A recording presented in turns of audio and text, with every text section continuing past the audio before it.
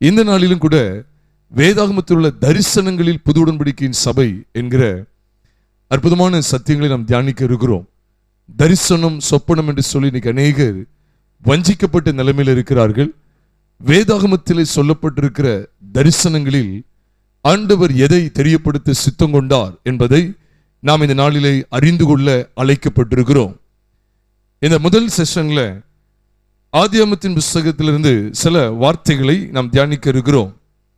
பிரியமானவர்களே, தரிசனம் சொப்பனம் என்று சொல்லி இன்றைக்கு மனிதன் அங்குமிங்குமாக அலைந்து திரிந்து கொண்டிருக்கிறார்கள். தேவன் சொப்பனத்தின் மூலமாக, தரிசனத்தின் மூலமாக சில விசேஷித்த மனிதர்களிடத்திலே இடைப்பட்டதற்கான நோக்கம் என்ன? புது உடன்படிக்கையின் சபையின் சாராம்சத்தை வெளிப்படுத்துவதற்காக. புது உடன்படிக்கையின் சபையானது பெற்று அனுபவிக்க வேண்டிய சிலுவை பற்றிய உபதேசத்தை வெளிப்படுத்துவதற்காகவே தேவன் தரிசனங்களை கொண்டும் சொப்பனங்களை கொண்டும் தமது ஜனத்தோடு கூட பேசினார், அல்லது சில மனிதர்கள் மூலமாய் பேசினார் என்று சொல்லி நம் வேதத்திலே பார்க்க முடியும். பிரியமானவர்களே, ஒருவேளை வேதாகமத்தில் உள்ள சொப்பனங்களில் புது உடன்படிக்கையின் சபையை நாம் அறிய வேண்டுமே ஆனால், நான் கடந்த மாதம் வேத தியான கூடுகையிலே 3 செஷன்ல கர்த்தருடைய வார்த்தைகளை பகிர்ந்து கொண்டிருக்கிறேன். ஒருவேளை உங்களுக்கு சமயம் இருக்குமானால் வேதாகமத்தில் உள்ள சொப்பனங்களில் புது உடன்படிக்கையின் சபை என்கிற கருப்பொருளிலே கொடுக்கப்பட்டிருக்கிற 3 செய்திகளை நீங்கள் கேட்குமாறு உங்களை அன்போடு கூட நான் ஞாபகப்படுத்துகிறேன்.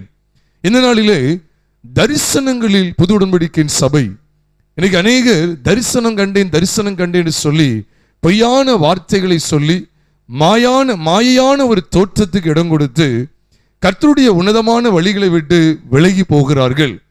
ஆகையினால் பிரியமானவர்களே, தரிசனம் சொப்பனம் என்பதெல்லாம் ஆண்டவர் வெளிப்படுத்துகிறதற்கு ஒரு நோக்கம் இருந்தது. ஆனால் இன்றைக்கு கர்த்தர் தரிசனம் தந்தார், சொப்பனம் தந்தார் என்று அர்த்தமற்ற சொப்பனங்களையும் தரிசனங்களையும் வாரி இறைக்கக்கூடிய அநேக பெயர் கிறிஸ்தவர்கள் உண்டு. அவருடைய வாழ்க்கைக்கும் ஆண்டவருக்கும் சம்பந்தம், அவருடைய வாழ்க்கைக்கும் தேவனுடைய வார்த்தைக்கு சம்பந்தமே இருக்காது. ஆனால் சொப்பனம் கண்டேன், தரிசனம் கண்டேன் என்று சொல்லி அநேகரை வஞ்சிக்கிறதற்கு ஏதுவாய் பலவிதமான சம்பாஷணைகளை ஆங்காங்கே ஏற்படுத்துகிறவர்களும் உண்டு. பிரியமானவர்களே, இந்த நாட்களில் தரிசனத்தை குறித்த சரியான வெளிப்பாடு நமக்கு தேவை. பாருங்க, ஆதியிலேயே ஆண்டவர் மனிதனை சிருஷ்டித்து அதை தொடர்ந்து பாருங்க, மனுக்குலம் பாவத்தில் வீழ்ந்ததுக்கு பிற்பாடு நோவா என்கிற ஒரு மனுஷனை தெரிந்து கொண்டு அந்த நோவா மூலமாய் அவருடைய குடும்பத்தையும் கர்த்தர் ரட்சித்து பாருங்கள், அவர்களோடு கூட உடன்படிக்கை ஏற்படுத்துகிற அற்புதமான பகுதியை பார்க்கிறோம். அந்த நோவாவின் குமாரராகிய சேம் காம் யாப்பேத் என்கிற 3 புத்திரர்களிலே சேம் சந்ததியிலே கிறிஸ்துவானவர் வந்து பிறக்கிறார் என்கிற சத்தியத்தை நீங்களும் நானும் லூக்கா 3வது அதிகாரம் 36வது வசனத்தின் அடிப்படையில் விளங்கிக் கொள்ள முடியும். அப்ப ஜலப்பிரளயத்துக்கு பிற்பாடு நோவாவுக்கு இருந்த 3 குமாரர்கள் மூலமாகத்தான் எல்லா சந்ததிகளுமே பிறப்பிக்கப்படுகிறது, எல்லா ஜனங்களும் வெளிப்படுகிறார்கள். ஆக அந்த 3 குமாரருக்குள்ளே சேம் சந்ததியிலே கர்த்தராகிய இயேசு கிறிஸ்து வந்து பிறக்கிறார். சேம் சந்ததியிலே ஆபிரகாம் சந்ததியிலே ஈசாக்கின் சந்ததியிலே யாக்கோபின் சந்ததியிலே 12 கோத்திர பிதாக்கள். அந்த 12 கோத்திர பிதாக்களிலே யூதா கோத்திரம், அந்த யூதா கோத்திரத்திலே ஈசாய், அந்த ஈசாய்க்குள்ளே தாவீது, அந்த தாவீதுக்குள்ளே கிறிஸ்து என்று சொல்லி கிறிஸ்துவானவர் சேம் சந்ததியிலே வெளிப்பட சித்தம் கொண்டிருந்தார். ஆக ஆண்டவர் ஆதீனத்திலே முதல் முறையா யாருக்கு தரிசனமானார் அப்படி சொல்லி நீங்க வேதத்துல பார்ப்பீர்கள் என்றால், வெட்ட வெளிச்சமா ஆண்டவர் தரிசனமானார் என்கிற பகுதியை நீங்க வேதத்துல பார்ப்பீர்கள் என்றால், ஆபிரகாமிடத்திலே தரிசனமானார், ஆபிரகாமுக்கு தரிசனமானார். ஆதியாகமத்தின் புஸ்தகம் 12வது அதிகாரம் 1 வசனத்திலே நாம் பார்க்கிறோம், ஆண்டவர் ஆபிரகாமுக்கு தரிசனமானார், அவனுக்கு தரிசனமானார் என்று சொல்லி நாம் பார்க்கிறோம். ஒருவேளை இந்த 12வது அதிகாரத்தில் ஒருவேளை அவர் தரிசனமானார் அப்படிங்கிறது வெட்ட வெளிச்சமா இல்லாமல் இருந்தாலும், நீங்களும் நானும் அங்கே அப்போஸ்தலர் நடபடிகள் 7வது அதிகாரம் 2ஆம் வசனத்தின் அடிப்படையிலே அதை ஊர்ஜிதம் செய்து கொள்ள முடியும். ஆண்டவர் ஆபிரகாமுக்கு தரிசனமானார். ஆதியாகமம் 12வது அதிகாரம் துவக்கத்தில் அப்படி தெரியல, ஆனா கர்த்தர் ஆபிரகாமுக்கு தரிசனமானார்.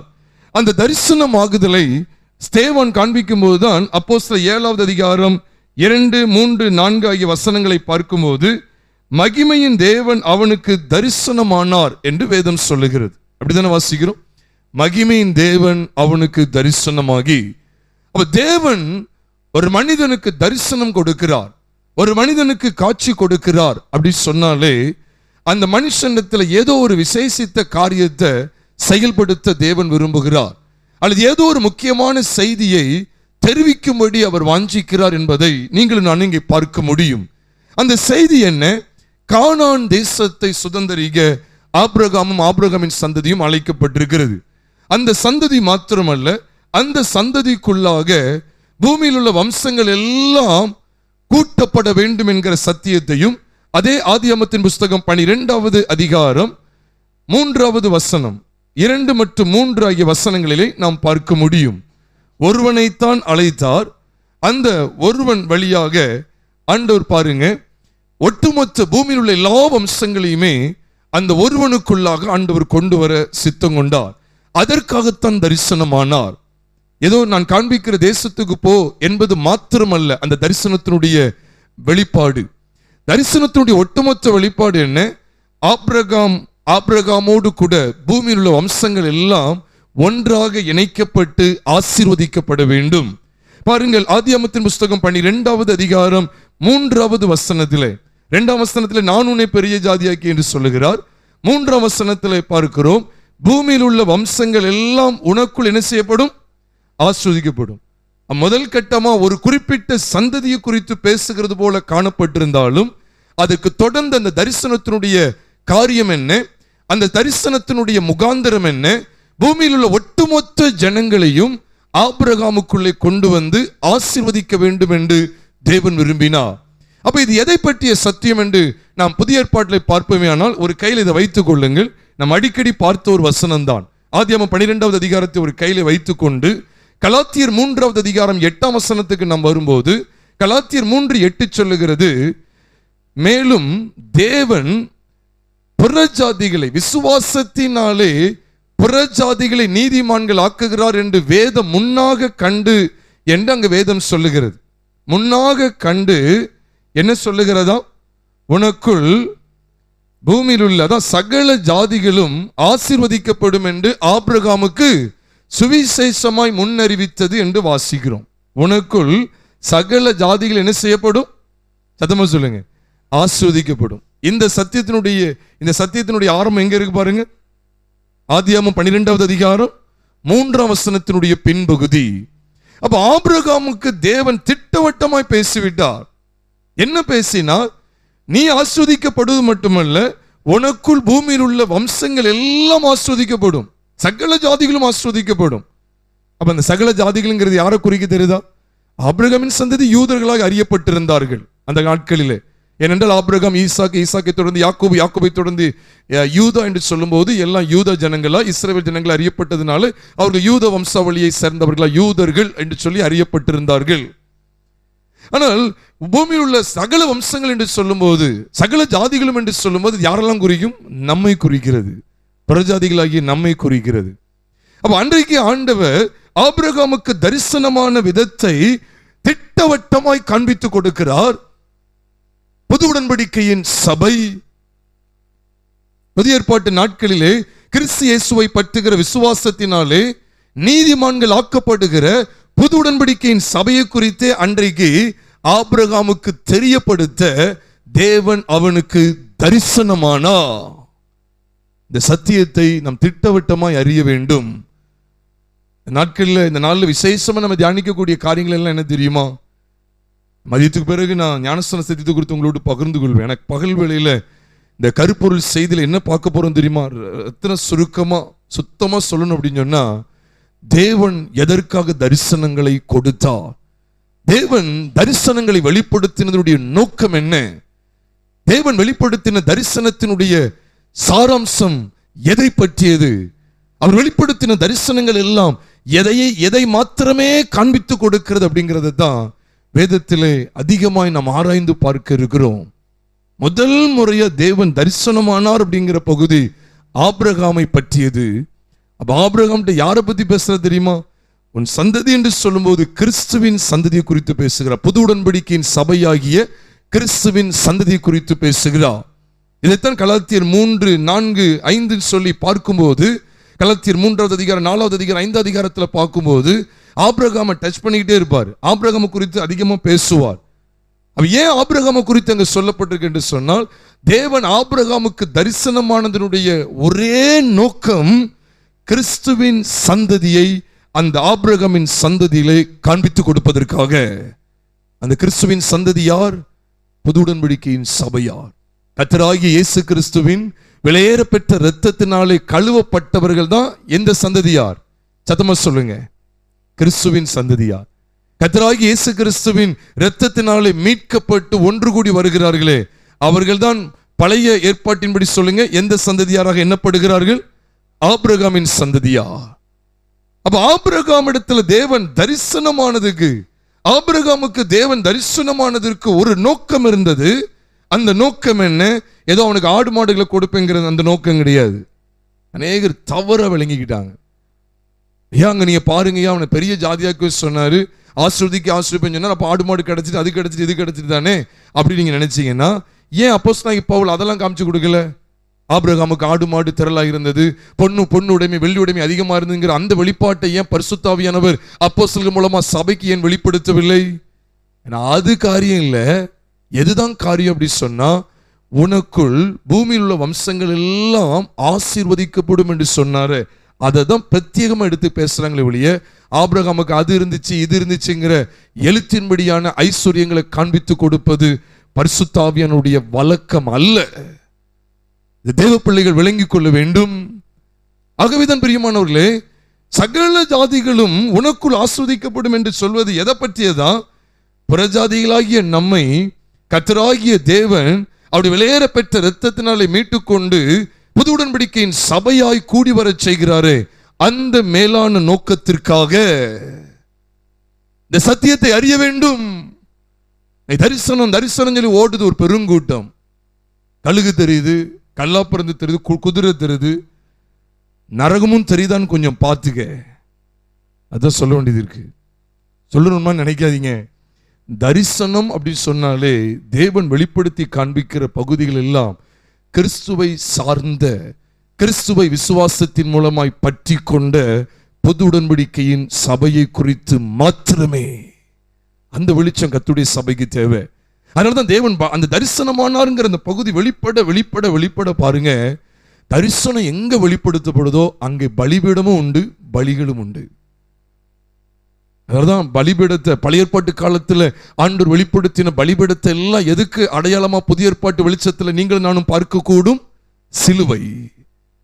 பழைய ஏற்பாட்டு காலத்துல ஆண்டவர் ஏற்படுத்தின எல்லா பலிகளுடைய நியமங்களை எல்லாம் நம்ம எடுத்து பார்ப்போமே, ஆனால் ஒட்டுமொத்த பலிகளுக்கும் உள்ளடக்கமா நாம் புதிய ஏற்பாட்டில் பார்க்கக்கூடிய அந்த ஒரே பலி யார்? கிறிஸ்து, இயேசு கிறிஸ்து. ஆக நீ வேதத்தை பாருங்க. ஆதியாகமத்தின் புஸ்தகம் 12வது அதிகாரம் 7வது வசனத்துல தான் முதல் முறையா ஆபிரகாமுக்கு தேவன் தரிசனமானார். அந்த வசனத்தை உங்களுக்காக வாசிக்கிறேன். ஆதியாகமம் 12வது அதிகாரம் 7வது வசனம். கர்த்தர் ஆபிரகாமுக்கு தரிசனமாகி, அழைப்புல தரிசனமாகிறார், மறக்க கூடாது. அழைப்புல தரிசனமாகிறார். புது உடன்படிக்கையின் சபையை குறித்த தீர்க்க தரிசனமான வெளிப்பாடு, முன் அறிவித்தது என்று சொல்லுது பாருங்க. predicted, the word of God predicted. அது வார்த்தையை வெளிப்படுத்தி விட்டா. 7ஆம் வசனத்துல பார்க்கிறோம், கர்த்தர் ஆபிரகாமுக்கு தரிசனமாகி உன் சந்ததிக்கு இந்த தேசத்தை கொடுப்பேன் என்றார். அப்பொழுது அவன் தனக்கு தரிசனமான கர்த்தருக்கு அங்கே எதை கட்டினானா? பலிபீடத்தை கட்டினான். அதுக்கு அடுத்த வசனத்தை பார்க்கிறோம், அவன் பலிபீடத்தை கட்டி கர்த்தருடைய நாமத்தை தொழுது கொண்டான். சிலுவை அங்கே வெளிப்படுத்தப்படுகிறது. சிலுவைக்கு முன் நிழலாய் அங்கே ஒரு பலிபீடம் ஏற்படுத்தப்படுகிறது. இதுதான் நம்ம புதிய ஏற்பாட்டில் பார்க்கும்போது எபிரேயர் 13வது அதிகாரம் 10ஆம் வசனத்தில் பார்க்கிறோம், நமக்கு ஒரு பலிபீடம் உண்டு. அதுக்கு முந்தின வசனம் 9ஆம் வசனத்தில் தான் சொல்லுகிறார், பலவிதமான அந்நிய போதனைகளால் அலைப்புண்டு தெரியாதிருங்கள். அப்படின்னா என்ன அர்த்தம்? பலவிதமான அந்நிய போதனைகள் இன்னைக்கு நாட்களில் உண்டு. அந்த போதனைகள் என்ன சொல்லும்? உனக்கு அந்த தரிசனம் கிடைக்கும், இந்த தரிசனம் பாருங்க, பலவிதமான போதனைகளை பாருங்க. அதுதான் சொல்றாரு, நமக்கு ஒரு பலிபீடம் உண்டு. எபிரேயர் 13வது அதிகாரம் 9ஆம் வசனத்தையும் 10ஆம் வசனத்தையும் சேர்த்து பாருங்க. பலவிதமான அந்நிய போதனைகளால் அலைப்புண்டு தெரியாதிருங்கள். போஜன பதார்த்தங்களினால் அல்ல, கிருபையினாலே இருதயம் ஸ்திரப்படுகிறது நல்லது. போஜன பதார்த்தங்களினால் முயற்சி செய்தவர்கள் பலனடையவில்லையே என்று சொல்லிவிட்டு அதை தொடர்ந்து சொல்றார், நமக்கு அந்த ஒரே ஒரு பலிபீடம் உண்டு, அதுதான் கர்த்தராகிய இயேசு கிறிஸ்துவின் சிலுவை. இதைத்தான் அதுக்கு முந்தின 8ஆம் வசனத்தில் சொல்லும்போது இயேசு கிறிஸ்து நேற்றும் இன்றும் என்றும் மாறாதவராய் இருக்கிறார். அப்ப ஆபிரகாம் பாருங்க, ஆபிரகாமுக்கு தேவன் தரிசனமாகிறார். அந்த தரிசனமாகிற அந்த வெளிச்சத்துல தான் பலிபீடம் அங்கே வெளிப்படுத்தப்படுகிறது. தரிசனமானா அங்கே பலிபீடம் வந்துவிடும். அப்ப தேவன் எங்கெல்லாம் தம்மை வெளிப்படுத்துகிறாரோ, தரிசனத்தில் வெளிப்படுத்துகிறாரோ, அங்க கட்டாயம் என்ன உண்டு? சத்தமா சொல்லுங்க, பலிபீடம் உண்டு. அதைத்தான் இன்னைக்கு விலாவரியா படிக்க இருக்கிறோம்.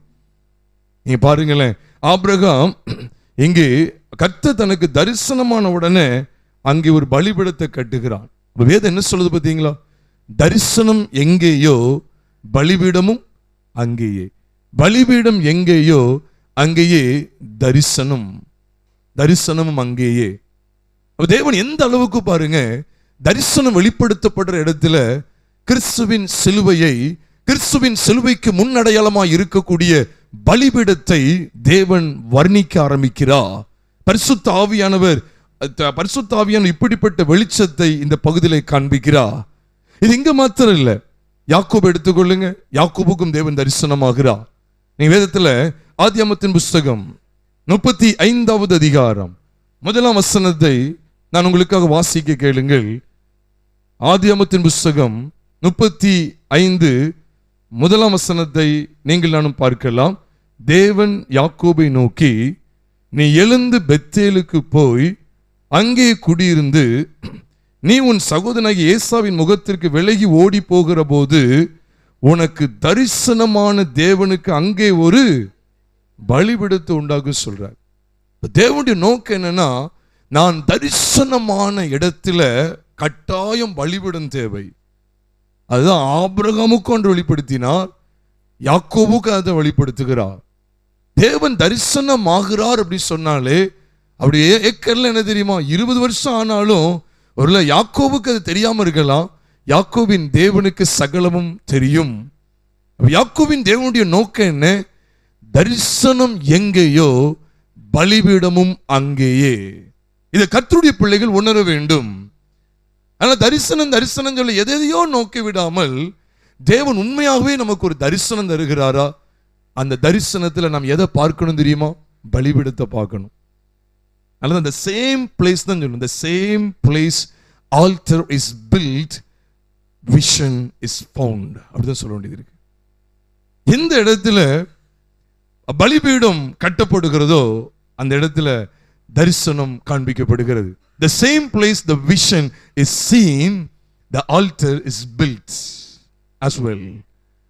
எந்த இடத்துல தரிசனம் காண்பிக்கப்படுதோ அதே இடத்துல பலிபீடம் கட்டப்படுகிறது.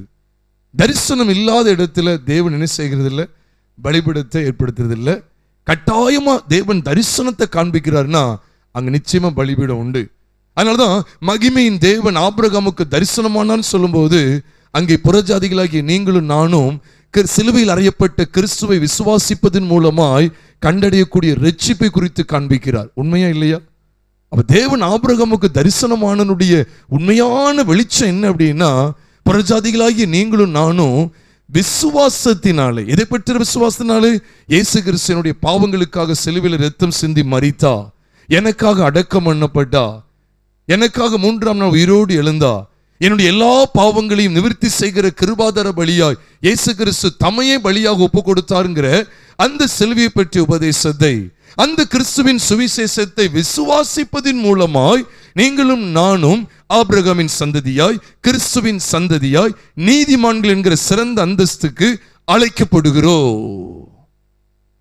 அதைத்தான் கலாத்தியர் 3:8 பார்க்கிறோம். அப்ப தேவன் தரிசனமானார் என்றால் அங்கே பலிபீடத்தினுடைய சாராம்சம் வெளிப்படுத்தப்படுகிறது. சும்மா வெறுமனையா பார்த்துட்டு போயிடக்கூடாது. பூமியில் உள்ள வம்சங்கள் எல்லாம் உனக்குள் ஆசீர்வதிக்கப்படும் சொல்லிட்டாருன்னு சொல்லி அதோட உண்மையான தாற்பயத்தை நீங்கள் நானும் கலாத்தியர் 3வது அதிகாரத்தின் அடிப்படையில் பார்க்கும்போது தான் தெரிகிறது. புறஜாதிகளாகிய நீங்களும் நானும் பலிபீடமாகிய சிலுவையிலே பலியான கிறிஸ்து இயேசுவை பற்றுகிற விசுவாசத்தினால் தான் அந்த வாக்குத்தத்தத்துக்கு சுதந்திரராய் பங்குள்ளவர்களாய் காணப்படுகிறோம். ஆக ஆபிரகாமுக்கு தேவன் தரிசனமான விதம் எதை பற்றிய செய்தி அவனுக்கு காண்பித்துக் கொடுப்பதற்காக சிலுவையை பற்றிய உபதேசத்தின் மூலமாய், சிலுவையில் அறையப்பட்ட கிறிஸ்து இயேசுவை விசுவாசிப்பதின் மூலமாய் மனுக்குலம் நீதிமான் என்கிற சிறந்த அந்தஸ்தை பெறும். அந்த வெளிச்சத்தை காண்பித்துக் கொடுப்பதற்காகத்தான் ஆபிரகாமுக்கு தரிசனமானார்.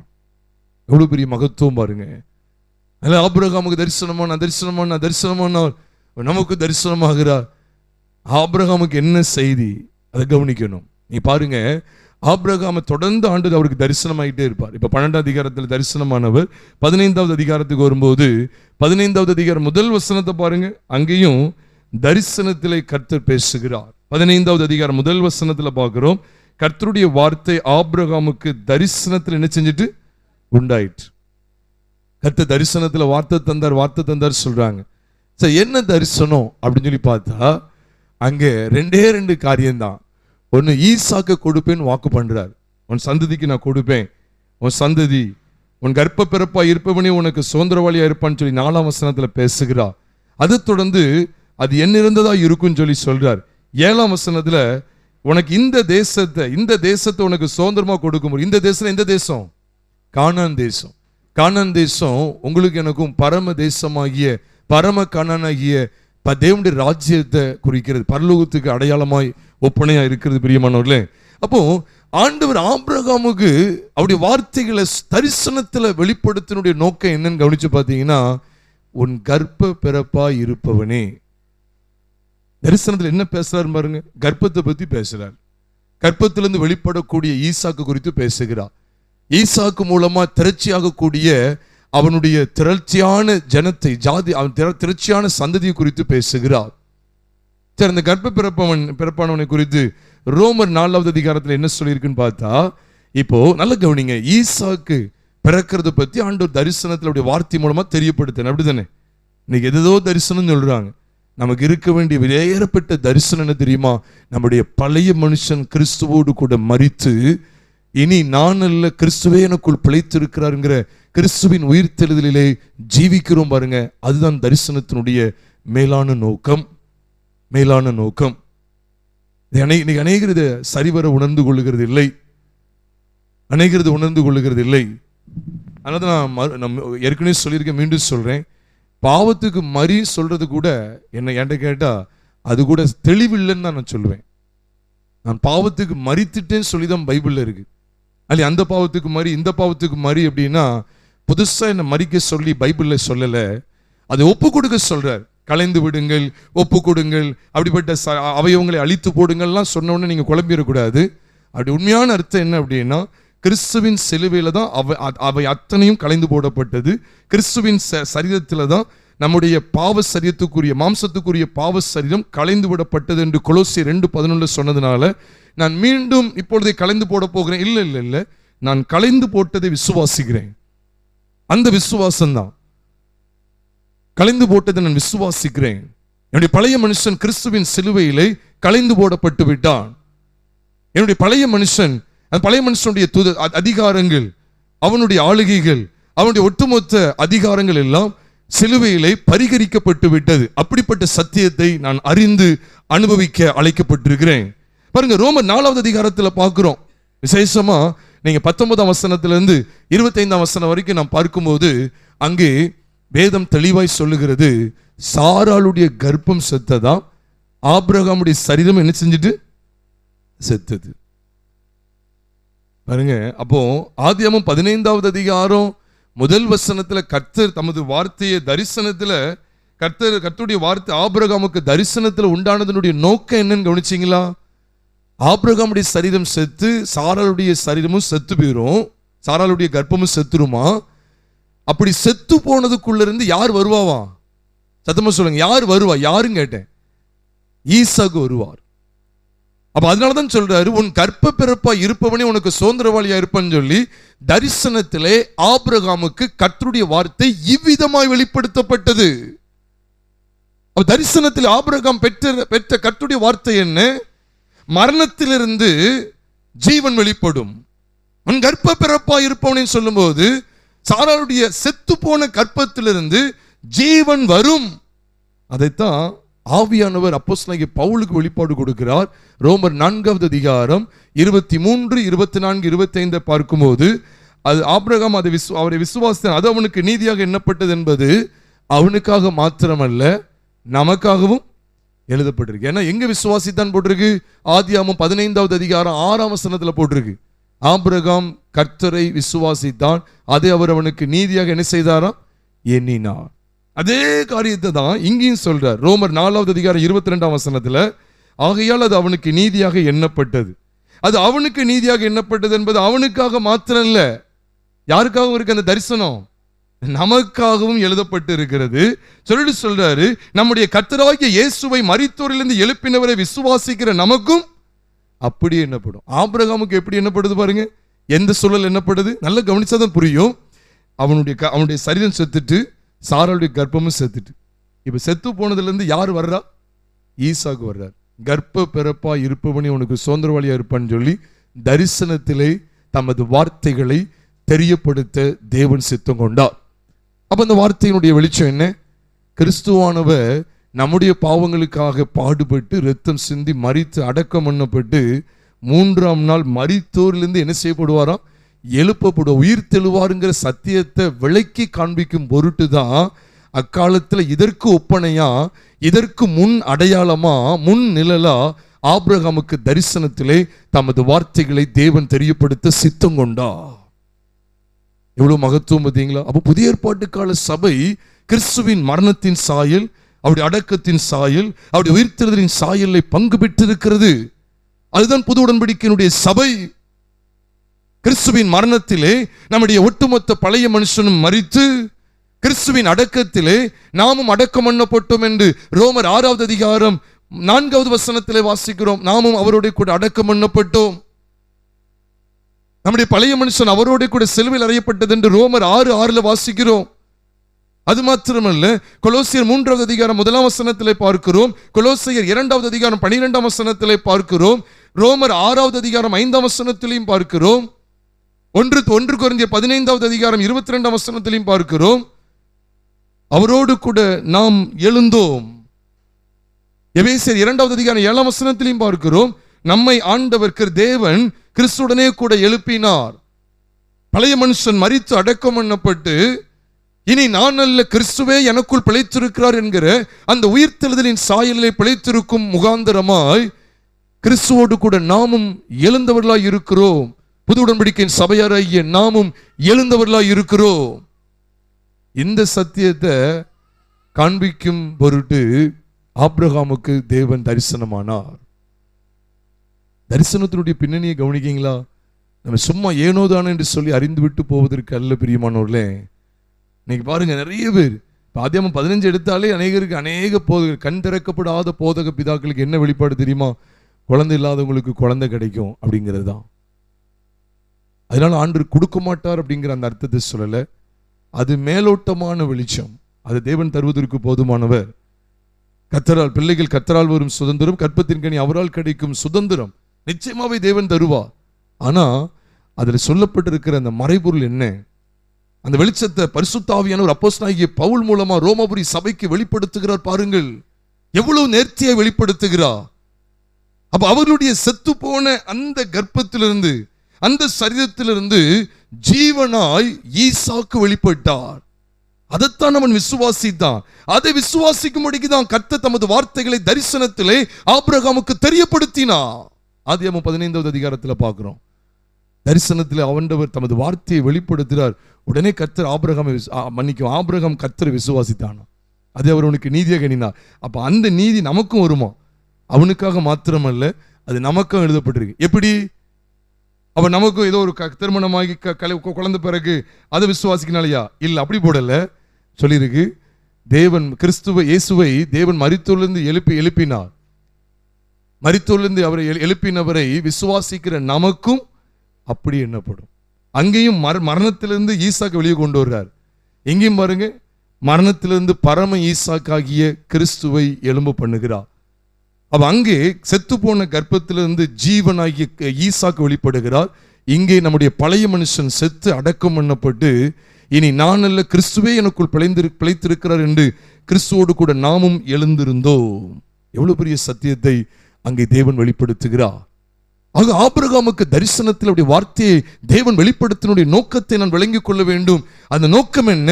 புது உடன்படிக்கையின் சபையினுடைய சாயல், புது உடன்படிக்கையின் சபையின் சாயல் கிறிஸ்துவின் உயிர்த்தெழுந்த சாயலை பற்றி கொண்டிருக்கிறது.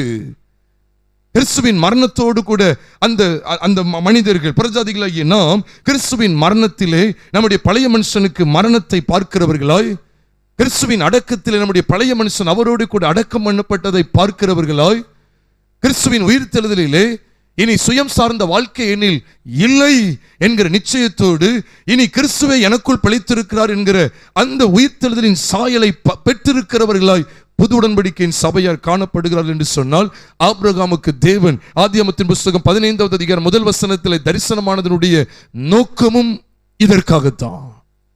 மறுக்க முடியுமா? மறக்கத்தான் முடியுமா? முடியவே முடியாது. வெளிப்பாடான சத்தியங்கள் காண்பிக்கப்பட்டிருக்கிறது.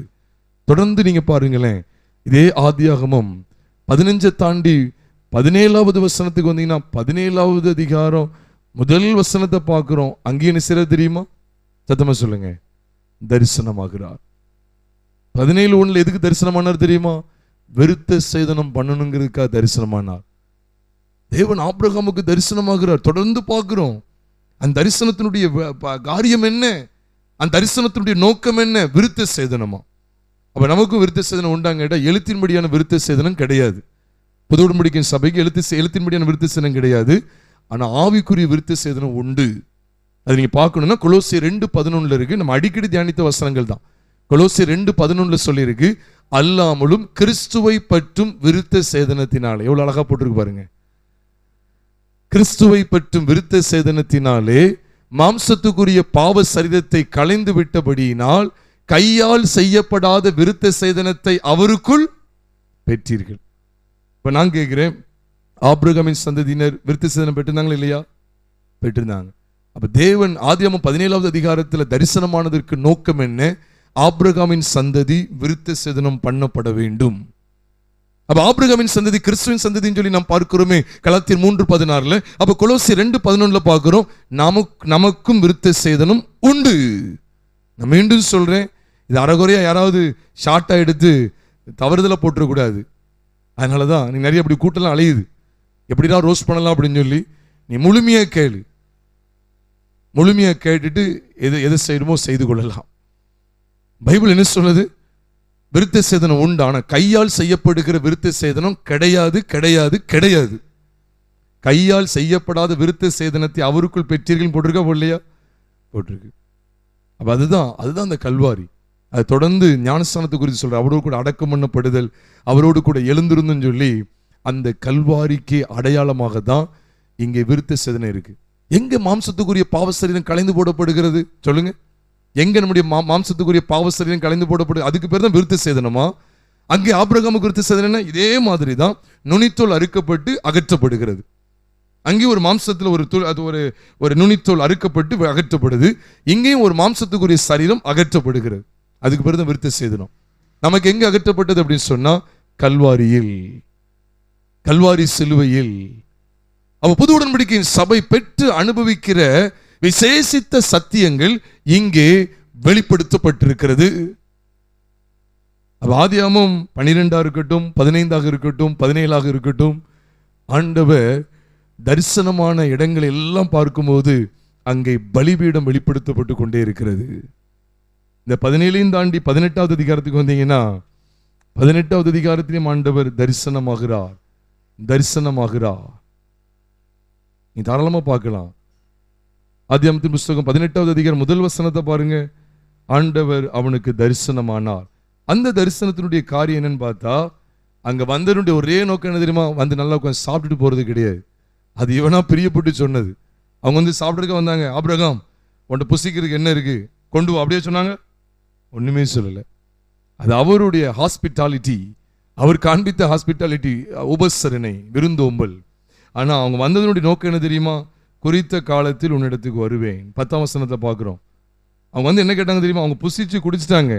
உடனே கேட்காங்க 8ஆம் வசனத்தில் அவங்க புசிச்சாச்சு, குடிச்சாச்சு, எல்லாம் பண்ணியாச்சு. 9ஆம் வசனத்தை கேட்காங்க, அவர்கள் அவனை நோக்கி உன் மனைவி சாராள் எங்கே என்றார்கள்.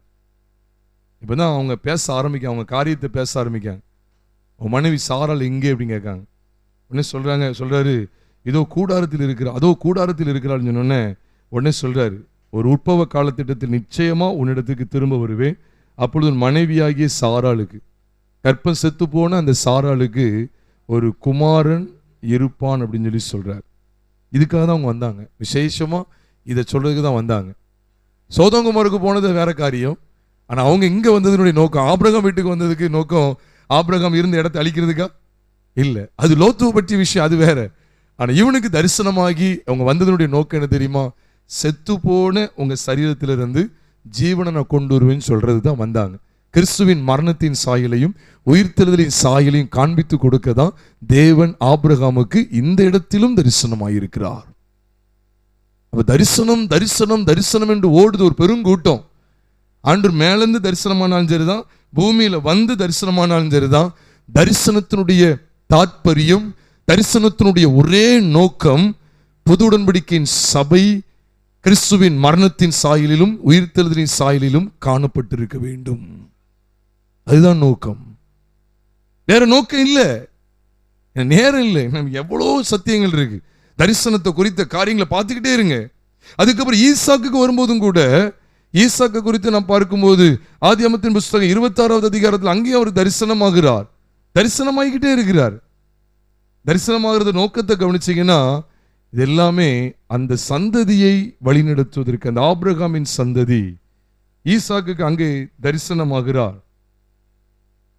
ஈசாக்குக்கு அங்கே தரிசனம். 2ஆம் வசனத்துல பாருங்க, கர்த்தர் அவனுக்கு தரிசனமாகி நீ எகிப்துக்கு போகாமல் நான் உனக்கு சொல்லும் தேசத்திலே குடியிரு, இந்த தேசத்திலே வாசம் பண்ணு அப்படி சொல்லி ஆண்டவர் அங்கே வெளிப்படுத்துகிறார்.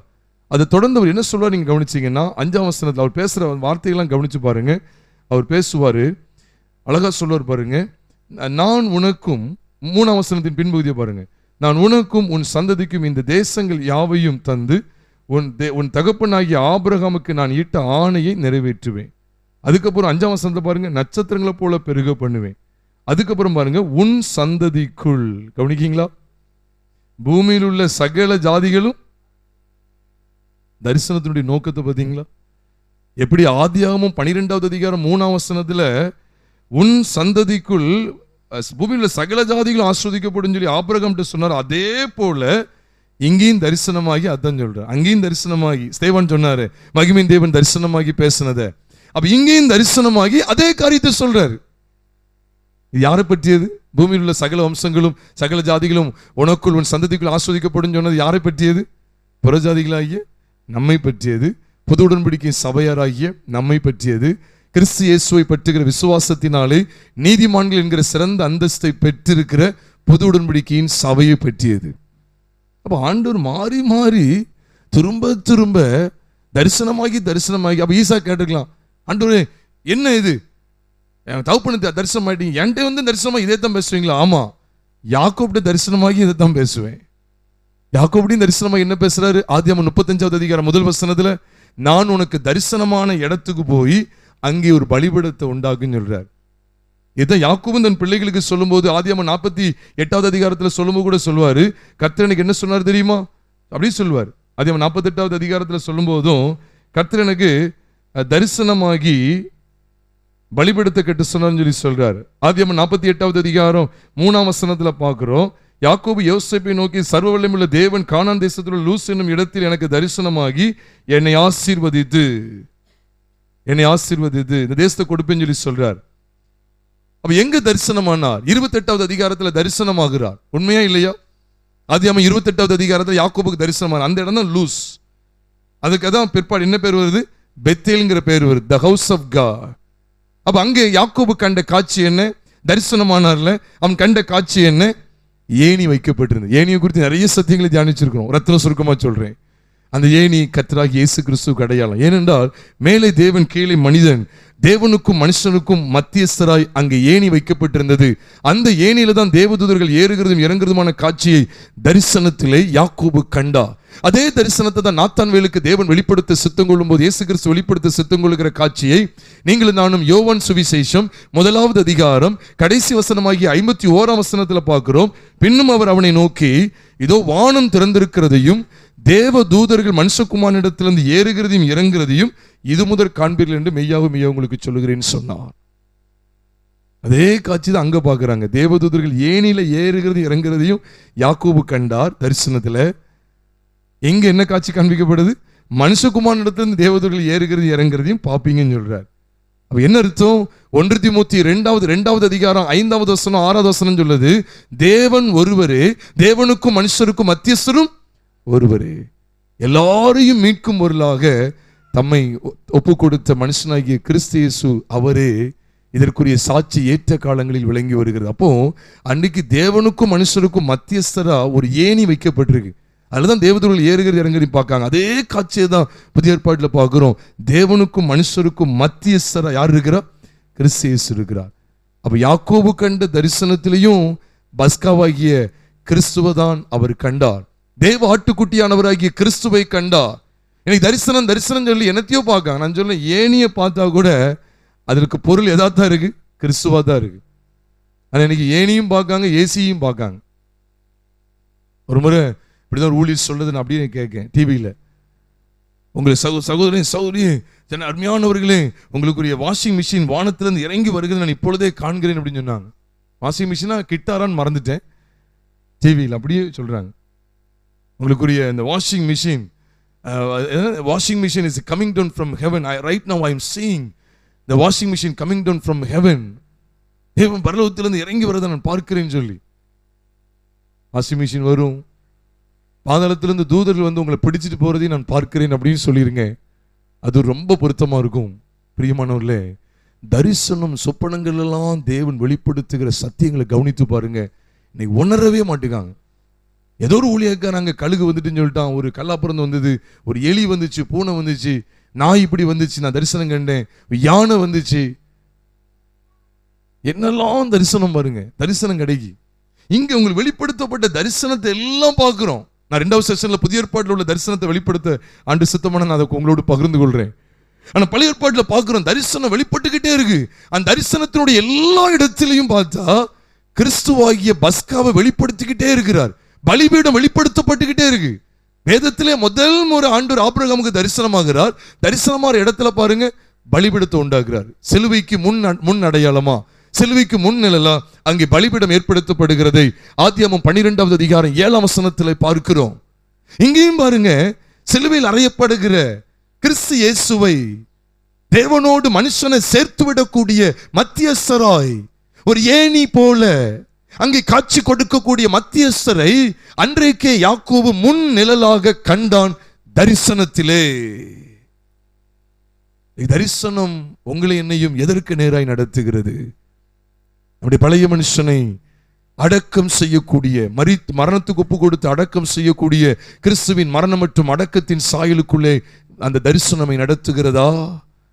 அதை தொடர்ந்து இனி நான் அல்ல, கிறிஸ்துவே எனக்குள் பிழைத்திருக்கிறாருங்கிற அப்படிப்பட்ட உயிர்த்தெழுதலின் சாயலுக்குள்ளே தேவன் நமக்கு காண்பிக்கிற தரிசனம் நடத்துகிறதா? மிஷனரி தரிசன பெருவிழா எல்லாம். ஒரு முறை ஒரு பெரிய பேனரை பார்த்து நாகர்கோவில் பக்கம் அனுப்பியிருந்தாங்க. கார் பைக் வேன் தரிசன முகாமா ஏதோ வச்சிருக்கேன். உண்மைக்கு நீ பார்த்து ஆச்சரியப்படுவீங்க. அதை குறித்து ஏதோ ஒரு பெருவிழா, அதை ஆசீர்வதிக்கிற பெருவிழா அப்படின்னு சொல்லி கார் வேன் அந்த இப்படி அப்படி போட்டு இதை ஆசீர்வதிக்கிற பெருவிழா அப்படின்னு சொல்லி போட்டிருக்காங்க. என்ன விபத்து நடக்காம இருக்கிறதுக்கான ஒரு பெருவிழா, தரிசன பெருவிழான்னு சொல்லி வேன் கார் அதெல்லாம் போட்டு வச்சு அப்படி போட்டிருக்காங்க பாருங்க. அதெல்லாம் தரிசனம் கிடைக்கி. உங்களுக்கு அப்படியே ஒரு இது வர்றதை பார்த்தேன், ஒரு கார் உங்களுக்கு கிடைக்கிற மாதிரி பார்த்தேன். சகோதரி, உங்களுக்கு ஒரு புது வீட்டு ஆண்டவர் காமிச்சுக்கிட்டே இருக்காரு. என் கண்ணில் அப்படியே காமிச்சுக்கிட்டே இருக்காரு. எவ்வளவு பாருங்க, துணிகரத்தை பாருங்க. ஒரு புது வீடு உங்ககிட்ட அப்படியே வர்றது, மண்டையில வந்து விழுந்துடாம. சௌரி நான் பார்த்தேன், வீட்டில் இருக்கும்போது இப்படி தான் தந்துடும். யாராவது வீட்டுக்கு போவாங்க, அவங்க நான் காருக்காக ஜோமுன்ற பார்த்துக்கங்க, நல்ல கார் கிடைச்சா நல்லா இருக்கும்னு நினைக்கும்.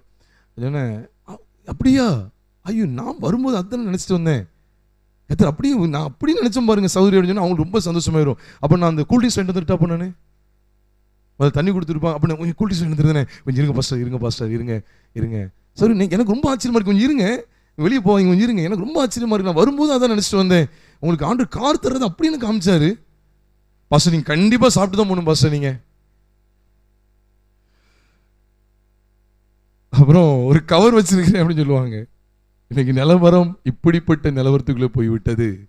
ஆனா ஆபிரகாம், ஈசாக்கு, யாக்கோபு முற்பிதாக்கள் இவர்களுக்கு வெளிப்படுத்தப்பட்ட தரிசனங்களை எல்லாம் பார்க்கும்போது குமாரனுடைய சாயல், நம்முடைய பழைய மனுஷன் அவரோடு கூட அடக்கம் பண்ணப்படுகிறான். இனி நான் அல்ல கிறிஸ்துவே எனக்குள் பிழைத்திருக்கிறாங்க, அந்த புதிய மனுஷனுடைய சாயல் வெளிப்படுத்தப்படுகிற காட்சியையே ஆண்டவர் தரிசனங்கள் எல்லாவற்றிலும் காண்பித்தார். அதனாலதான் பாருங்க, ஆண்டவர் முற்பிதாக்களுக்கு தரிசனமானது எப்படி காமிச்சு கொடுக்கிறார் ஒரே வசனத்தில் சொல்லி கொடுக்கிறாரு. யாத்திராமம் 6வது அதிகாரம் 3ஆம் வசனத்திலே ஆண்டவர் காண்பிக்கிறார் பாருங்க. யாத்திராமம் 6வது அதிகாரம் 3ஆம் வசனத்திலே, சர்வ வல்லமையுள்ள தேவன் என்னும் நாமத்தினால் நான் ஆபிரகாமுக்கும் ஈசாக்குக்கும் யாக்கோபுக்கும் தரிசனமானேன் என்று சொல்றார். ஆனால் யெகோவாவின் நாமத்தில் நான் அறியப்படல, இனிமேல் அறியப்படுவேன்னு சொல்லி சொல்றார். ஆனா ஆண்டு சொல்றாரு, ஆபிரகாமுக்கும் ஈசாக்குக்கும் யாக்கோபுக்கும் என்னானே தரிசனமானேன்.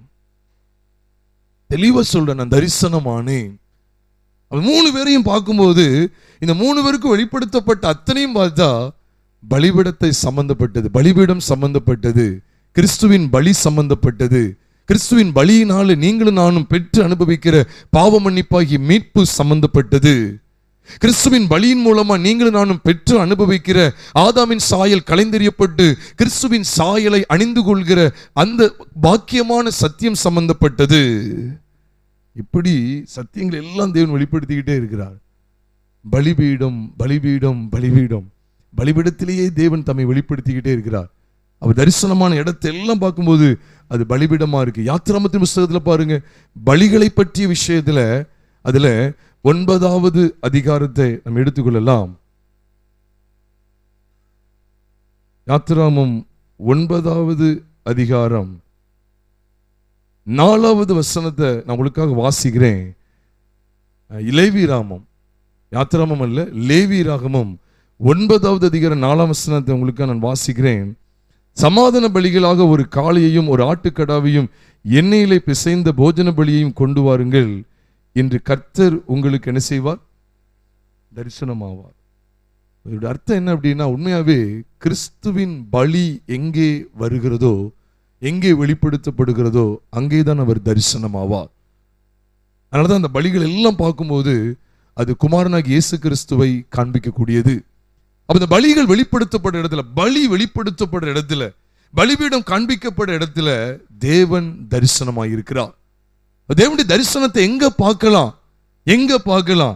Where there is an altar, there is a vision. எங்கே பலிபீடம் இருக்கிறதோ அங்கே தரிசனம் இருக்கிறது. Where there is a vision, there must be an altar. There is an altar, there must be an altar. அங்கே பலிபீடம் இருக்கத்தான் செய்யும். தேவன் வெளிப்படுத்துற காரியங்கள் எல்லாம் பாருங்க, தரிசனமான இடத்துல எல்லாம் பலிபீடம் இருந்துகிட்டே இருக்கும். அதனாலதான் பாருங்க, ஏசாயாவுக்கு தம்மை வெளிப்படுத்தும் போதும் அங்கே பலிபீடம் இருக்கிறது. ஏசாயா 6வது அதிகாரம் எல்லாருக்கும் தெரியும். அங்கே கர்த்தர் அவனுக்கு தரிசனமாக அவனுக்கு காட்சி கொடுக்கிறார். அந்த தரிசனத்துல பலிபீடம் அங்கே வெளிப்படுத்தப்படுகிறது. அதான் நான் முதல்ல இருந்தே சொல்லிட்டு வர்றேன், பலிபீடம் இல்லாத இடத்திலே தரிசனம் இல்லை, தரிசனம் இல்லாத இடத்திலே பலிபீடம் இல்லை. இது ஒரு வெளிச்சம். இன்னொரு வெளிச்சம் தெரியுமா? காண்பிக்கப்படுற அத்தனை தரிசனங்களும் எதற்கு நேராகத்தான் வழி நடத்துகிறது? பலிபீடமாகிய சிலுவைக்கு நேராகத்தான் வழி நடத்துகிறது. இந்த சத்தியத்தை நம்ம சரியா அறிந்து கொண்டோம் அப்படின்னு சொன்னா, இன்னைக்குள்ள குழப்பமான தரிசனங்களால், மனுஷனுடைய சுய எண்ணங்களில், பொய்யான தோற்றங்களில் காணப்படுகிற தரிசனங்களால் நீங்களும் நானும் வஞ்சிக்கப்படாதிருப்போம். பாருங்க, ஆண்டவர் அநேக வருஷங்களுக்கு பிற்பாடு மோசே என்கிற மனுஷனை தெரிந்து கொள்ள சித்தம் கொள்றார். மோசேக்கு ஆண்டு தரிசனமாகணும். முற்பிதாக்களுக்கு தரிசனமானவர் மீண்டும் இப்போ யாருக்கு தரிசனமாகணும்? மோசைக்கு கட்டாயம் தரிசனமாகணும். ஏன்னா அந்த சந்ததி அப்படியே ஒரு குறிப்பிட்ட இடத்துல அரெஸ்ட் ஆயிட்டு, ஆண்டவர் இந்த சந்ததியை பெருக பண்ணி ஆசிரியப்ப இல்லைன்னு சொன்னவர் தரிசனத்தை கொடுத்து நடத்திக்கிட்டே இருக்காரு. ஒரு குறிப்பிட்ட இடத்துல அடிமைத்தனத்துக்குள்ள போய் 430 வருஷம் அடிமைத்தனத்துக்குள்ள உட்காந்துட்டு, அப்ப இந்த சந்ததியை மீண்டும் வெளியே கொண்டு வரணும். பாருங்க, நல்லா பாத்துங்க. ஆபிரகாமின் சந்ததி கிறிஸ்துவின் சந்ததி. இந்த ஆபிரகாமின் சந்ததி ஒரு தேசத்துக்குள்ள மாட்டிக்கிட்டு பாருங்க, அந்த தேசத்திலிருந்து வெளியே கொண்டு வரதுக்கு தேவன் இப்ப மோசைக்கு தரிசனமாகணும். இப்ப அடுத்த ஒரு யுகம் வருகிறது, அடுத்த ஒரு யுகம், அடுத்த ஒரு எழுப்புதலின் காலம் வருகிறது. அப்ப அந்த எழுப்புதலின் காலத்துல கர்த்தர் யாரை எழுப்புறாருன்னு கேட்டா மோசே, விசேஷமா மோசே. அந்த மோசே எழுப்பும் போது ஆண்டவர் என்ன எப்படிதான் தரிசனமாகிறார் வாசிக்க கேட்கலாம். யாத்திராமத்தின் புஸ்தகம் 3வது அதிகாரம், யாத்திராமத்தின் புஸ்தகம் 3வது அதிகாரம் நாம் 1ஆம் வசனத்திலிருந்து பார்க்கும்போது அதுல விசேஷமா 2ஆம் வசனத்துல போட்டிருக்கு, அங்கே கர்த்தருடைய தூதனானவர் ஒரு முச்செடியின் நடுவில் இருந்து உண்டான அக்கினி ஜுவாலையிலே நின்று அவனுக்கு தரிசனமானார். மோசைக்கு தேவன் தரிசனமானார். அந்த முச்செடியில தான் தரிசனமாகிறார். அந்த முச்செடி, எரிகிற முச்செடியில தான் அவர் தரிசனமானார். அப்போ ஆபிரகாமுக்கு தரிசனமாகி கிறிஸ்து இயேசுவை பற்றிய அவருடைய சிலுவை பற்றிய உபதேசத்துக்கான எல்லா வெளிப்பாடுகளையும் வெளிப்படுத்தி ஆபிரகாமுக்கு தரிசனத்தில் வெளிப்படுத்தி, அதை தொடர்ந்து ஈசாக்குக்கு கிறிஸ்துவின் சிலுவை பற்றிய உபதேசத்தை வெளிப்படுத்தி, அதை தொடர்ந்து யாக்கோபுக்கு கிறிஸ்துவின் சிலுவை பற்றிய உபதேசத்தை வெளிப்படுத்தி, இப்பொழுது இன்னொரு காலகட்டத்தில் பாருங்க, அந்த ஆபிரகாம் சந்ததி அங்கே நின்று விட்டது, ஒரு குறிப்பிட்ட ஒரு தேசத்துக்குள்ளே அடங்கி விட்டது 430 வருஷங்களா. இந்த சந்ததியை மீண்டும் வெளியே கொண்டு வரணும். ஏனென்றால் இதை வெளியே கொண்டு வந்து இதற்கு உள்ளதான் உங்களை என்னை ஆண்டவர் கொண்டு வரணும். இந்த ஆபிரகாமின் சந்ததிக்குள்ளதான் எகிப்தில் அடிமைப்பட்டிருந்த எந்த சந்ததி? ஆபிரகாமின் சந்ததி. இந்த சந்ததிக்குள்ளதான் பூமியில் உள்ள வம்சங்கள் ஆகிய நம் எல்லாரையுமே ஆண்டவர் விசுவாசத்தின் மூலமா நீதிமான்களாய் மாற்ற வேண்டும். இதுதான் தேவனுடைய நோக்கம். கிறிஸ்து இயேசுவின் விலையேற பெற்ற இரத்தத்தையும் அவருடைய மரணத்தையும் அவருடைய உயிர்த்தெழுதலை பற்றுகிற விசுவாசத்தினாலே நீங்களும் நானும் பாவிகளாய் இருந்து நீதிமான்களாய் மாற்றப்பட வேண்டும் என்பதை தேவன் முன்குறித்தார் ஆபிரகாமின் சந்ததிக்குள்ளாக. அப்போ அது ஒரு குறிப்பிட்ட இடத்துல அடங்கி போய்விட்டது. அப்போ வாக்குத்தத்தங்கள்லாம் விருதாவாயிட்டோ அப்படிங்கிறதான் எல்லாரும் நினைச்சிருப்பாங்க. அவ்வளவுதான், இனிமேல்லாம் எகிப்திலேயே கடந்து வேண்டிதான் நினைச்சிருக்கலாம். ஆனால் ஆண்டவர் மீண்டும் தரிசனமாகிறார். மீண்டும் தரிசனமாகி எப்படிதான் வெளிப்படுத்துறாருன்னு கேட்டா முச்செடியில, எரிகின்ற முச்செடியில தம்மை வெளிப்படுத்த. இதைத்தான் இயேசுவானவர் சதுசேயர்கிட்ட சொல்லும் போது மார்க் 12வது அதிகாரம் 26ஆம் வசனத்துல சொல்றாரு, ஆண்டவர் முச்செடியில தரிசனமானார் தெரியுமா? அது எந்த சாயல் அப்படின்னு சொன்னா மரணம் மற்றும் உயிர்த்தெழுதலின் சாயல்.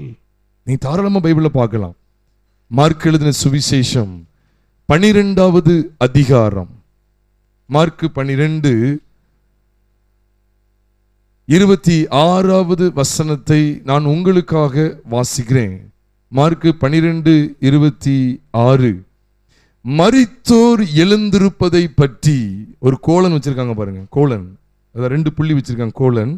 மரித்தோர் எழுந்திருப்பதை பற்றி நான் ஆபிரகாமின் தேவனும் ஈசாக்கின் தேவனும் யாக்கோபின் தேவனுமாய் இருக்கிறேன் என்று தேவன் முச்செடியை குறித்து சொல்லிய இடத்தில் மோசையின் ஆகமத்தில் அவனுக்கு சொன்னதை நீங்கள் வாசிக்கவில்லையா? எங்க இருக்கு? யாத்திராமம் 3வது அதிகாரம் 6ஆம் வசனத்தில் இருக்கு. இதே வாக்கியம் யாத்திராமம் 3வது அதிகாரம் 6ஆம் வசனத்தில் இருக்கு. நான் ஆபிரகாமின் தேவனும் ஈசாக்கின் தேவனும் யாக்கோபின் தேவனுமாய் இருக்கிறேன்னு சொல்லி. அப்ப பிரியமானவர்களே, இங்க மார்க் 12:24 என்ன சொல்றாரு? மரித்தோர் எழுந்திருப்பதை பற்றி. அது எதை பற்றியதா? முச்செடியை குறித்து சொல்லிய இடத்தில், தேவன் முச்செடியை குறித்து சொல்லிய இடத்தில், தேவன் முச்செடியை குறித்து சொல்லிய இடத்தில், அது அழுத்தம் கொடுத்துக்கிட்டே இருக்கேன். தேவன் முச்செடியை குறித்து சொல்லிய இடத்தில்.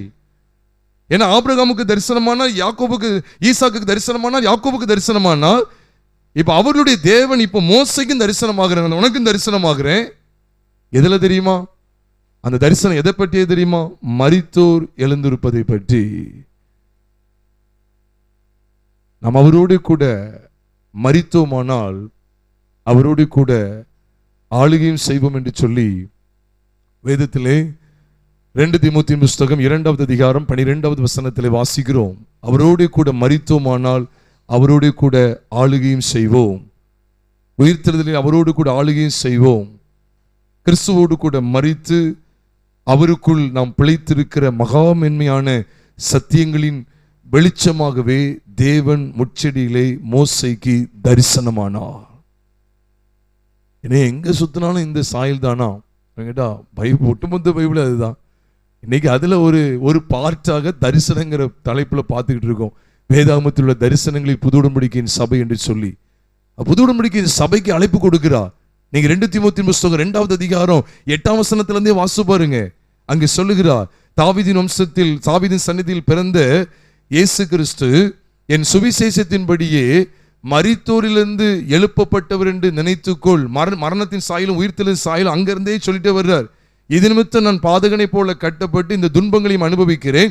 வேத வசனமோ என்ன செய்யப்பட்டிருக்கவில்லை, கட்டப்பட்டிருக்கவில்லை சொல்லிட்டு தான் அடுத்து வர்றார். அவரோடு கூட பாடுகளை சகித்தோமானால் ஆளுகையும் செய்வோம், அவரோடு கூட மரித்தோமானால் அவரோடு கூட பிழைத்தும் இருப்போம். சத்தியங்களை பாருங்க, பாடுகளை சகித்தோமானால் அவர் அப்படி என்ன அர்த்தம், அவரோடு கூட மரித்து. அப்ப அவருடைய மரணத்தின் செய்தி, மரணத்தை பற்றிய செய்தி என்ன, அவருடைய உயிர்த்தெழுதலின் செய்தி என்ன, அவரோடு கூட பழைய மனுஷன் மரித்து அவரில் என்னில் இப்பொழுது அவர் பிழைத்திருக்கிறார் என்பதுதான் உயிர்த்தெழுதலின் சாயல். இதை பெற்றிருக்கிறதான் புது உடன்படிக்கையின் சபை. ஆக அந்த காலத்திலேயே புது உடன்படிக்கையின் சபை பெற்றிருக்க வேண்டிய மரணத்தின் சாயலையும் உயிர்த்தெழுதலின் சாயலை குறித்து மோசைக்கு தேவன் முச்செடியிலே தரிசனமானா. சில சொல்றாங்க, ஒரு ஆண்டவர் ஒரு மாதிரி ஒரு மரத்தை காண்பிக்கிறா, ஆண்டவர் அப்படியே எனக்கு ஒன்று காண்பித்தா. ஒருத்தர் அப்படிதான் சொன்னார், ஆண்டவர் ஒரு உண்டியலை காண்பித்தான்னு சொன்னார். எப்பவுமே இப்படிதான் இருப்பாங்க, உண்டியலை காமிச்சார். அப்புறம் அந்த உண்டியல் அப்படியே சதுரி கிடக்கு. அப்படி நானும் எங்கள் சொந்தக்காரங்க ஒருத்தங்களும் அப்படியே அந்த காசை எடுத்துக்கிட்டே இருக்கோம். அதுக்கு என்ன அர்த்தம் அப்படின்னு சொல்லி எனக்கு ஃபோன் அடிச்சு கேட்குறாரு. எனக்கு என்ன சொன்னேன் சரியா ஞாபகம் இல்லை, நான் இப்படி சொல்லியிருப்பேன் நான் நினைக்கிறேன். பணாசைக்கு எச்சரிக்கையா இருங்க. நாளைக்கு நீங்களும் உங்கள் சொந்தக்காரங்க எல்லாம் சேர்ந்து கூட்டணி போட்டு பணத்தின் மேல் ஆவல் உள்ளவங்களா நீங்கள் இருக்க போகிற ஒரு இன்னைக்கு இல்லாட்டாலும் நீங்கள் அடுத்து வரப்போது நாட்களில் இதோ இருக்க போது போல. அதனால இந்த பணாசைக்கு எச்சரிக்கை இருக்கும்படி ஆண்டு சொல்றாரு. அப்படியே கூட இந்த தரிசனம் இருக்கலாம் அப்படின்னு சொல்லி சொல்லியிருப்பேன்னு நினைக்கிறேன். இதை இன்னொரு பணாசை உள்ள ஒரு நபரிடத்துக்கு இது போகுது அப்படின்னா, உங்களுக்கு அநேக செல்வங்களை ஆண்டு தரப்போறேன்னு சொல்லி சொல்றாரு. உடனே பிரியமானவர்களே, இந்த தரிசன சொப்பனங்கள் எல்லாம் பாருங்க, தரிசனங்களை தேவன் தரிசனமான விதத்தை எல்லாம் பாருங்க. அவர் எதற்கு தரிசனமானார்? ஆபிரகாமுக்கு மேல இருந்தும் தரிசனமாகிறார், பூமிக்கு கீழே வந்து தரிசனமாகிறார். எதற்கு எதற்கு எதற்குன்னு பார்த்தா, உன் சந்ததி உன் சந்ததி உன் சந்ததி, கிறிஸ்துவின் சந்ததி கிறிஸ்துவின் சந்ததி கிறிஸ்துவின் சந்ததி. அப்போ தரிசனமான எல்லாமே கிறிஸ்துவின் சந்ததியாகிய ஆபிரகாமின் சந்ததிக்காகவே, ஆபிரகாமின் சந்ததியாகிய கிறிஸ்துவின் சந்ததியை காண்பித்து கொடுக்கவே, ஆபிரகாமின் சந்ததியாகிய கிறிஸ்துவின் சந்ததியாகிய புது உடன்படிக்கையின் சபைக்காகவே வெளிச்சத்தை கட்டாயம் அறிந்து கொள்ளணும். ஆனா அதுல விசேஷம் என்ன அப்படின்னு கேட்டா, புது உடன்படிக்கை சபை சபைன்னு சொன்ன உடனே அப்ப அதை பெருக பண்ணுவாரு, அதை அப்படி ஆக்கிறோம் இப்படி ஆக்கிறோங்கிற அந்த கான்செப்ட் அல்ல. அப்படி உண்மையான அர்த்தம் என்னன்னா, இந்த ஆவியின்படி பிறக்கிற சந்ததி பெருக வேண்டும். அதுதான் கலாத்தியர் 4ஆம் அதிகாரத்தில் சொல்றார்.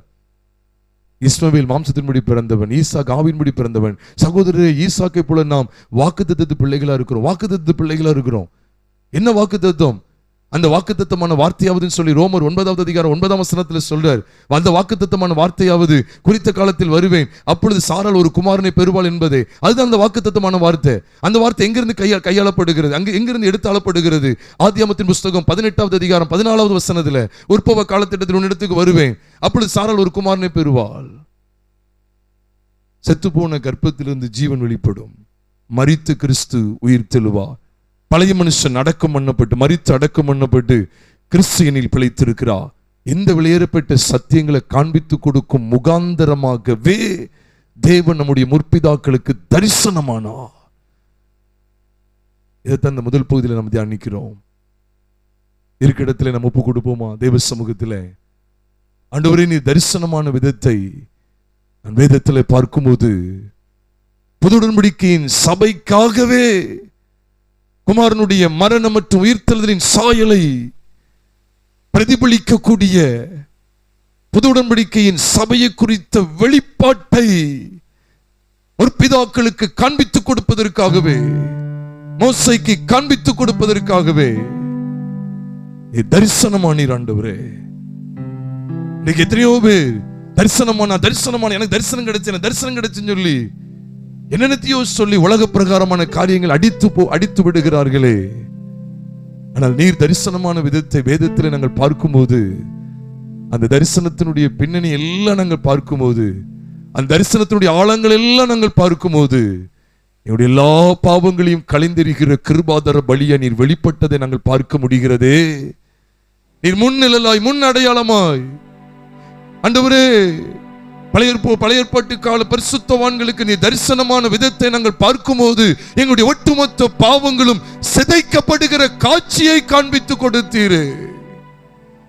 எங்களுடைய ஒட்டுமொத்த பாவத்தன்மை கொண்ட பழைய மனுஷனாகிய ஆதாம் பலிபீடமாகிய சிலுவையிலே சிதைக்கப்பட்டு போகிற காட்சியை காண்பித்து கொடுப்பதற்காகவே எங்கள் முற்பிதாக்களுக்கு நீர் தரிசனமானி. இனி நான் அல்ல, இனி சுயம் சார்ந்த வாழ்க்கை அல்ல, என்னுடைய மனசு மாம்சம் விரும்பினவைகளை செய்கிற அந்த ஜென்ம சுபாவத்துக்குரிய ஆதாம் அல்ல, கிறிஸ்துவே எனக்குள் பிழைத்திருக்கிறார் என்கிற அந்த உயிர்த்தெழுதலின் சாயலை காண்பித்து கொடுக்க கூடிய விதத்திலே அந்த சத்தியங்களை காண்பித்து கொடுக்கும் முகாந்திரமாய், இனி நான் அல்ல கிறிஸ்துவே எனக்குள் பிழைத்திருக்கிறார் என்கிற அந்த உயிர்த்தெழுதலின் சத்தியத்தை காண்பித்து கொடுக்கும் முகாந்திரமாய் எங்கள் முற்பிதாக்களுக்கு நீர் தரிசனமானி. நன்றி செலுத்துகிறோம் அப்பா. தொடர்ந்து எங்களை ஆட்கொண்டு வழி நடத்துங்க, தொடர்ந்து ஆட்கொள்ளுங்க ஆண்டவரே. இதான பகுதி எங்களுக்கு ஆசீர்வாதமாக்கி தாங்க. எங்கள் கர்த்தராகிய இயேசு கிறிஸ்துவின் நாமத்தில் ஜெபிக்கிறோம் நல்ல பிதாவே.